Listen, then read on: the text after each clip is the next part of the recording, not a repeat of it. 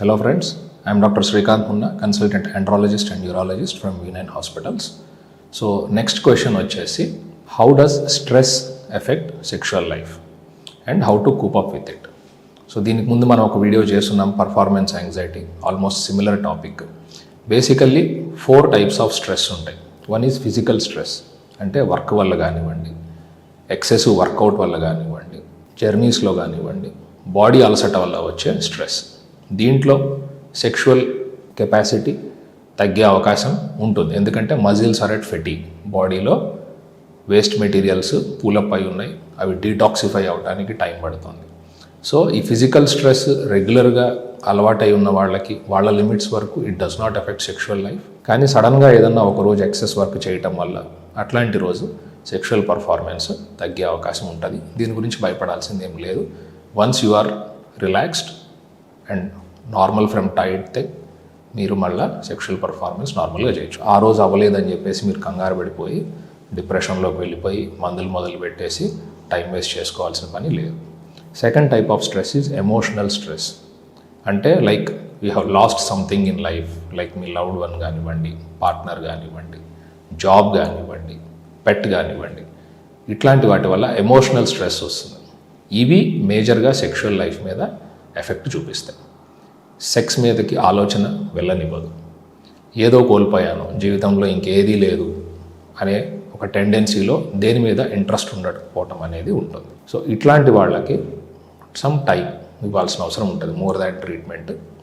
ఈ టైంలో సెక్స్ చేయటము, దానికోసం నేను మందులు పెడతాను, దానికోసం నేను టెస్టులు రాస్తాను అంటే కరెక్ట్ కాదు. So give them some time, meet a counsellor, ఆ సిచ్యువేషన్ నుంచి బయటికి ఎలా రావాలనేది చూసుకోండి. మూడవ స్ట్రెస్ సిచ్యువేషనల్ స్ట్రెస్, ఎమోషనల్ కాకుండా సిచ్యువేషనల్. అంటే ఒక పర్టికులర్ సిచ్యువేషన్ గురించి కంగారు, లైక్ జాబ్లో ప్రజెంటేషన్ ఉంది, రేపు ఎగ్జామ్ ఉంది, ఓకే, రేపు ఏదైనా ట్రావెలింగ్ చేయాలా, టికెట్స్ దొరుకుతాయో లేదు, ఇట్లాంటివి సిచ్యువేషనల్ స్ట్రెస్.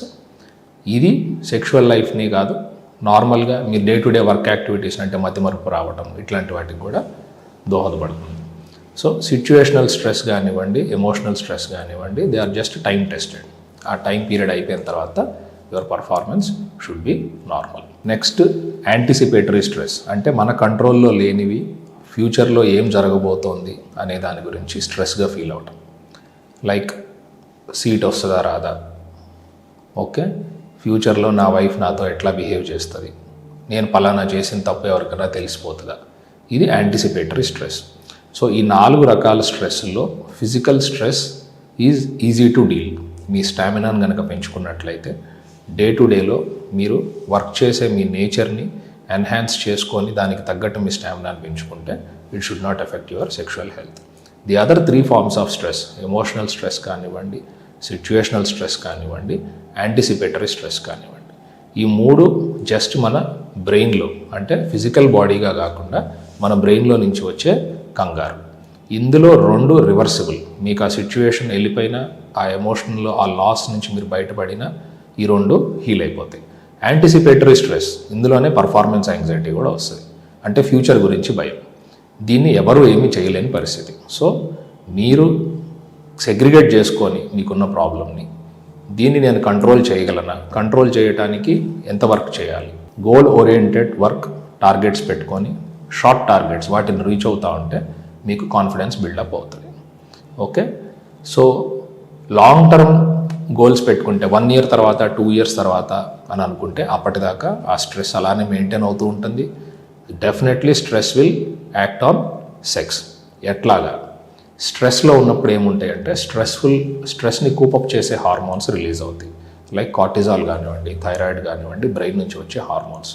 టెస్టోస్టెరాన్ కానివ్వండి, ఎరెక్షన్స్కి కానివ్వండి, ఎజాక్యులేషన్కి కానివ్వండి అవసరమయ్యే hormones, they are pleasure hormones, they are relaxing hormones.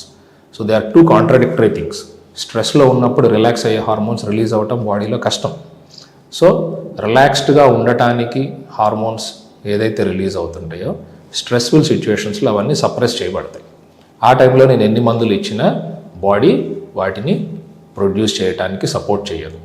So స్ట్రెస్ని తగ్గించుకోవడం చాలా ఇంపార్టెంట్. స్ట్రెస్ఫుల్ హార్మోన్స్ మీ బాడీలో ఉన్నంతసేపు, టైప్ ఏ స్ట్రెస్ పర్సనాలిటీ మీకు ఉన్నంతసేపు మీ ప్లెజరబుల్ హార్మోన్స్ బాడీలో రిలీజ్ అవ్వవు. వాటిని మనం స్టిమ్యులేట్ చేయడానికి ఎన్ని మందులు పెట్టినా result will be sub optimal. So controlling your stress is very important.